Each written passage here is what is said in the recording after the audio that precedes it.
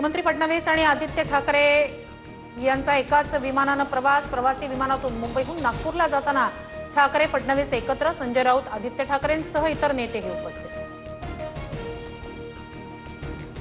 एकत्र विमान प्रवासाला जाताना उद्धव ठाकरे आणि मुख्यमंत्री फडणवीसांकडून एकमेकांची विचारपूस आणि हस्तांदोलन, तर आम्ही तिघं भेटलो हीच मोठी बातमी, फडणवीसांची प्रतिक्रिया। पुण्यातील कार्यक्रमात पहिल्या रांगेत बसण्यावरून भाजप खासदार आणि आमदारांचा मुख्यमंत्र्यांच्या उपस्थितीत वाद। मराठ्यांच्या कार्यक्रमात तुम्ही पहिल्या रांगेत बसणं बरं दिसत नाही असं अभिमन्यू पवार म्हणाले, मेधा कुलकर्णींचा आरोप।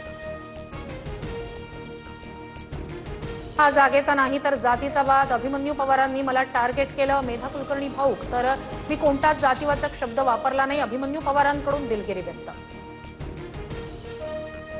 पुण्याच्या सारथी सोहळ्यातील वाद केवळ गैरसमज, अभिमन्यू पवारांनी मेधा कुलकर्णींना केवळ रिकाम्या खुर्चीवर बसायला सांगितलं, यात कोणताही चुकीचा हेतू नव्हता, नरेंद्र पाटील यांचं स्पष्टीकरण।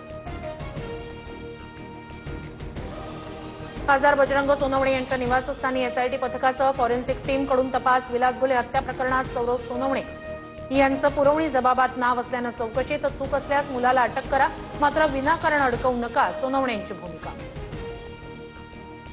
आमदार धनंजय मुंडेंकडून मयत विलास घुले यांच्या कुटुंबियांचं सांत्वन, पोलिसांनी 9 आरोपींना अटक केली, मात्र एकाला वाचवण्याचा प्रयत्न सुरू। धनंजय मुंडे यांचा खासदार बजरंग सोनवणे यांच्या मुलावर नाव न घेता निशाणा।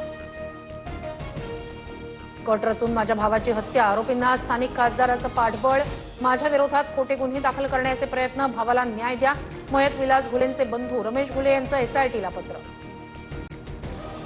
मयत केतन अग्रवालच्या आईवडिलांकडून मुख्यमंत्री फडणवीसांची भेट, आरोपींना फाशीची शिक्षा द्या, केतनच्या वडिलांची मागणी, तर दोषींना कठोर शिक्षा देणार, मुख्यमंत्र्यांचं आश्वासन।